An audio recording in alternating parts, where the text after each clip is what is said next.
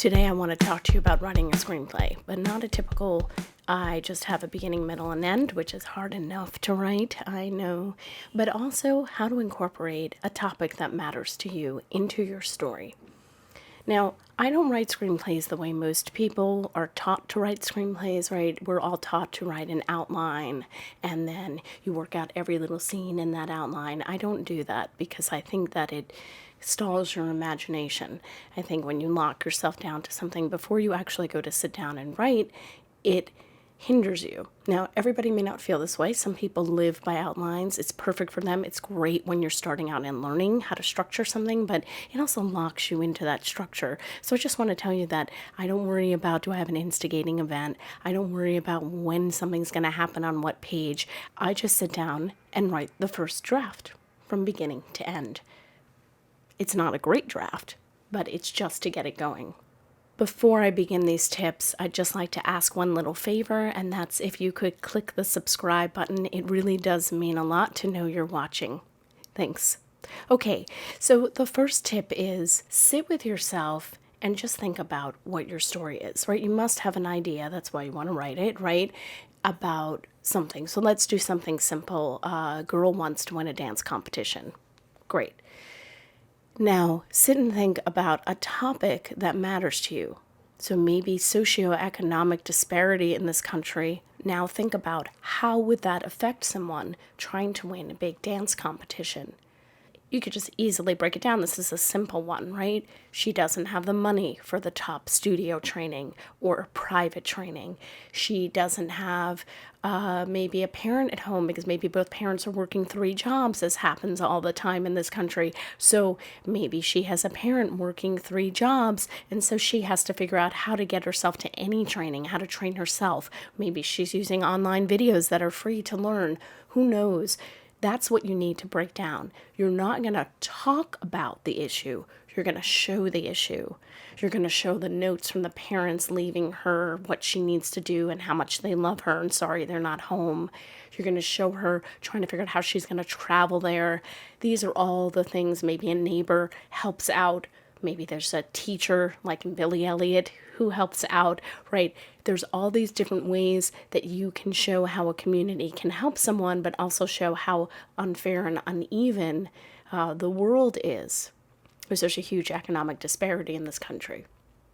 Okay, so maybe that's your topic. So you're thinking about it. You have all these ideas of how it would affect her, her family, when she gets the competition. What will that be like? Is her costume as good as everybody else's? Probably not.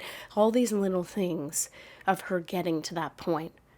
And then you have to decide, do you let her win, which isn't really realistic, or do you have the real story? And that's your choice. You may want a fantasy ending, and that's okay, or you may want a realistic one. What really happens? Now you have your entire idea. You have your story in your head. You have how you're weaving in your topic, the thing you care about, your social issue. And then, you know what you're going to do? Sit down and write. Just write 20 pages a week. Tell yourself you're going to write 20 pages a week. That's about 3 pages a day. It's a little less. Sit down and write those 3 pages a day. Just go ahead or sit for one afternoon and pump out 10 pages, just depending on who you are, how you work, and get 20 pages a week written so that at the end of the month, you have your script written. If you can do more, if you have more time in your life, that's great. Just sit and pound it out. And then you're going to do the most important thing. You're not going to look at it for 2 or 3 weeks. This is one of the hardest things to do. You've been thinking about it for weeks. You sat and written it for weeks. And now I'm telling you, don't look at it. Walk away from it. And that's a really difficult thing, but it's a good thing to do. Step away. Go have a life. Go do other things. Think about something else. And then come back with an honest eye. When you're done writing your script and you come back with an honest eye to look at your first draft, the things that you want to do is, number 1, get yourself in a mindset, if you can, that it's not my script, it's somebody else's. Try to remove yourself, try to detach. It's hard, but try to do that and be honest. If I was looking at this and it was somebody else's script, What would I tell them to get rid of? Forget of all the little things in your heart. Oh, but I need that because, or I didn't want to do that there because, and just take all that out and try to be in a logical Mr. Spock mindset and go through the script honestly. Some key things people make mistakes with when they're first starting out is they put too much at the beginning, a lot of backstory, because they're trying to get into their story. So often you'll find you don't need the first 5 pages, or you need some of it, but not all of it. Then as you go through, make sure your dialogue is not preachy. It's not what they call on the nose. When I started out, I was very on the nose. You don't want any of that. You want to make sure everything that's happening is happening for a reason and everything's being said in an honest way. People don't generally talk about how they feel. They show how they feel, right? So make sure you're showing and you're not telling. Make sure all the way through, say to yourself, in this scene, is everybody showing or are they telling? Go through and break it down, especially when it comes to the issue that you're dealing with, so you don't get preachy about it. I mean, it's okay if a person makes a comment. I'm sure that kid at some point would be like, it's not fair that I don't have money like everybody else or whatever. That's fine. But don't go on like a 2-page rampage about it. It can be a comment and then move on. And be careful about where you put those comments. Once you get through all of that, you'll be ready for the next step. Once you've gone through coming up with your idea, weaving in your social issue, writing your script, just pounding out a first draft, it'll be bad, it'll be messy, probably formatted and would be messed up. Don't even worry about that. Just get it done. You've gone through it to make sure that it's a good draft. It might take you a few passes to do that, by the way. You're probably not going to do that in one pass. You're going to go through it, then you're going to go through it again. And when you get to the point where you're like, I can't look at this anymore, I can't think of anything else to change, besides wanting to check your formatting and little grammar things and things like that, then you'll want to send it to 3 people. Don't send it to 10. Send it to 3 people that you know are really going to read it, that you trust. That doesn't mean you're going to take all their advice, by the way. You send it to these 3 people and get their feedback. See what's common. Okay, recently I made a feature film called Detention 101. And I thought it was really cool that I had this chalk font for my graphics because I'm referencing the Breakfast Club a lot. And they use that kind of font in that film. Every person who watched it said either, what's with that? That's so boring. That's not you. What are you doing? Or said, oh, I'm assuming those are just placeholders.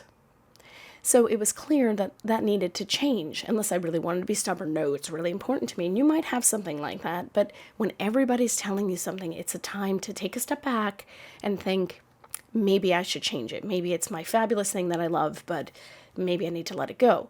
If it's just one person making a comment or 2 people making a comment out of the 3, sit and think about it. Does it resonate with you?